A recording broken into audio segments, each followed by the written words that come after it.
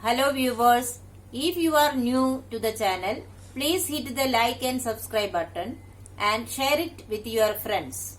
Also, click on the bell icon so that you get the latest information about the videos that are uploaded. Hello students, welcome back to the new video. In this video, we are going to continue the ongoing chapter number 10, Respiration in Organisms. In today's session, we will discuss about human respiratory system. Students, now you know that respiration consists of two processes, breathing or external respiration and internal respiration. Today, we will study about the organs that are involved in the breathing process.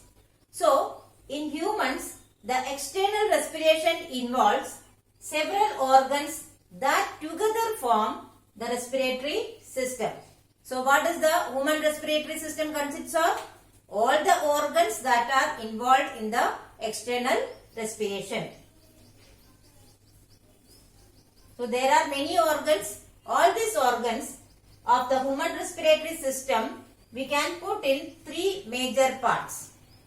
They are the airway, the lungs and the muscles of respiration. So today we will study about these three parts one by one. Now let us see which are the organs included in the airway. The airway includes the nose, mouth, pharynx, larynx, trachea, bronchi and bronchiole. So these are the different organs that forms the airway. And what is the function of airway? The airway carries air between lungs and the exterior part of the body. That means from the atmosphere, the air enters into the body up to lungs using this airway. And the airway includes all these organs. Next is lungs. The lungs act as the functional units of respiratory system. They help us to pass oxygen into the body and carbon dioxide out of the body. So lungs are the most important part of the respiratory system. They help us to take in oxygen into the body and to remove the carbon dioxide out of the body. Now let us discuss about the muscles of respiration. The muscles of respiration includes diaphragm and intercostal muscles. So which are the two parts in the muscles of respiration? It includes diaphragm and intercostal muscles. And how do they help in the breathing process? They work together and pump the air in and out of the lungs during breathing. So they help in pumping the air in and out of the lungs. So students, this is the diagram showing the human respiratory system. Let us start with the airways. Airways includes nostrils. Below that, nasal cavity is there, and then comes pharynx and larynx. Epiglottis is at the end of the pharynx, which is a flap-like structure, and then it is windpipe or trachea. Trachea divides into two parts and enters into each lungs. Here you can see the lungs, and inside the lungs, trachea is divided into two parts called bronchus, and inside the lungs, bronchus again gets branched into tiny tubules called bronchioles. And at the end of each bronchioles, we can see air sacs called alveoli. Here it is not shown because they are very, very tiny parts. And below that, we can see a flat muscle. At the base of the chest cavity, the flat muscle can be seen. That muscle is known as diaphragm. So this all the organs working together to perform the respiration in human is known as respiratory system. So students, now you are familiar with the organs of the respiratory system. Now we will discuss about how these organs help in the process of breathing. So first of all, we will discuss about nostrils and nasal cavity. See, the nostrils and nasal cavity form the main external opening for the respiratory system. You know that we breathe through nose. So the nose, which that is nostrils, and the nasal cavity together forms the main external opening for the respiratory system. Now what happens to the air inside the nose? The air that enters into the nostrils is filtered by the hair present in the inner lining of the nose for the removal of dust particles and germs. So the air that enters into the nose gets filtered by the small hairs present inside our nose. And what is the purpose of filtering that? To remove the dust particles and germs that enter into our nose along with the air.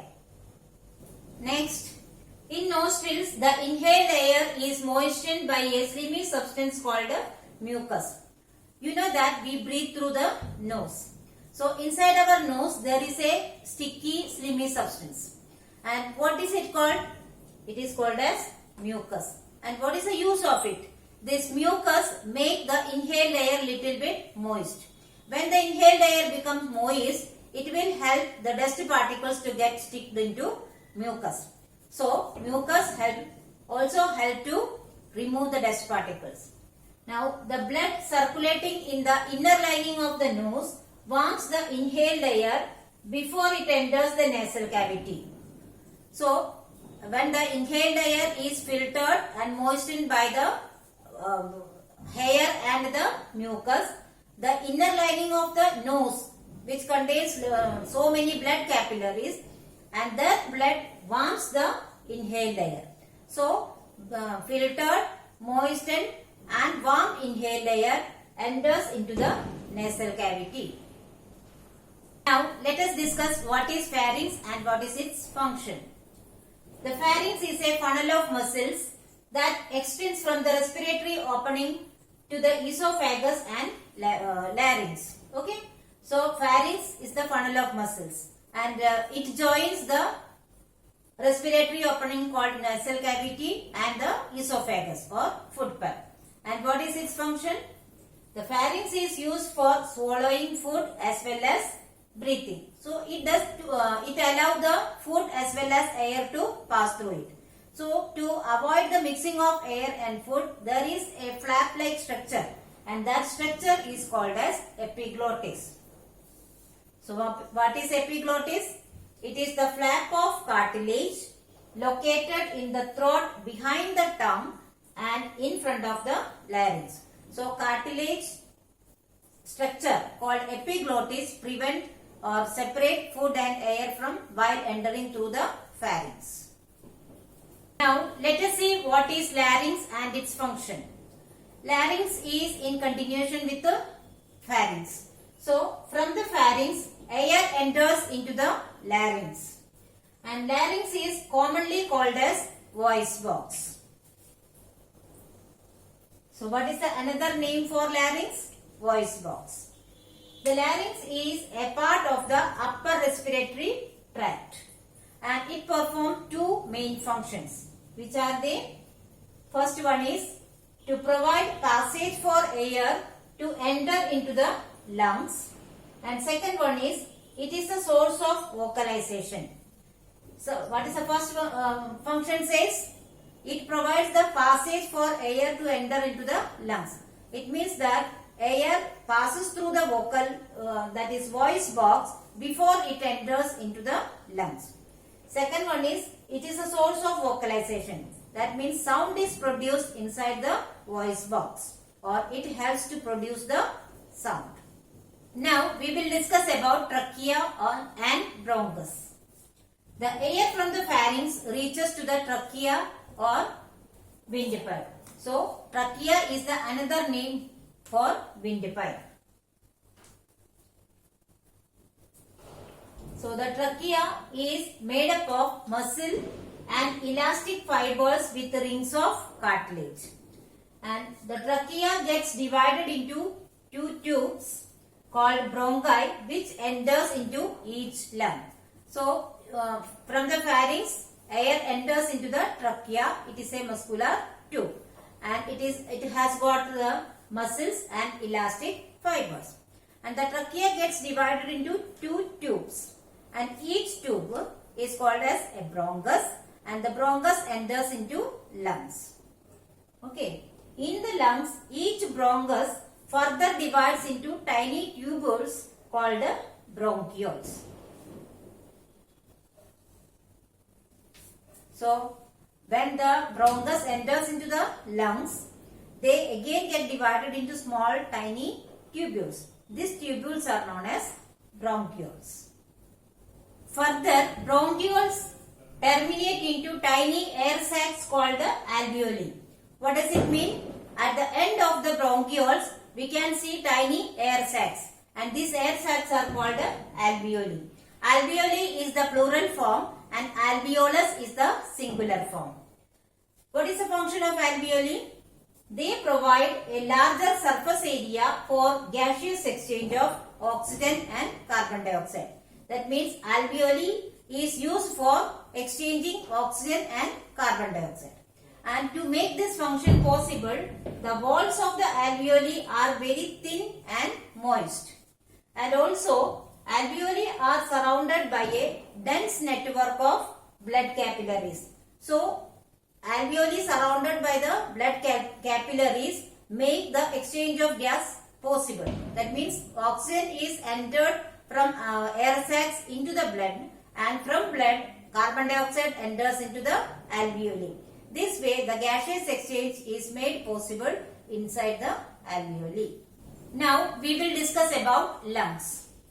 The main organs in human respiratory system are lungs. And lungs are the spongy air-filled organs located on both sides of the chest cavity. So lungs are the main organs, and where do we find lungs? On both sides of the chest cavity. And they are spongy air-filled organs. And these lungs are protected by the rib cage and supported by a flat muscle at the bottom of the chest cavity. That means lungs are protected by the rib cage. And where do we find lungs? Inside the chest cavity. And at the bottom of the chest cavity, there is a flat muscle. So these flat muscles that support the lungs at the bottom of the chest cavity is known as diaphragm. Okay. So the muscle that support the lungs is called a diaphragm. Now let us see what is the function of lungs. Respiration is the primary function of lungs. It includes the transfer of oxygen from the inhaled air into the bloodstream and the release of carbon dioxide out of the body. That means the inhaled air contains oxygen that is taken and enters into the bloodstream, and from the blood the carbon dioxide is absorbed and given out of the body. So this is the main function of lungs. So students, I hope you have understood about the human respiratory system very well. But still, if you have any doubt, you can write in the comment section. I will surely try to solve it as soon as possible. Here are some review questions. Please solve it in your notebook. Thank you.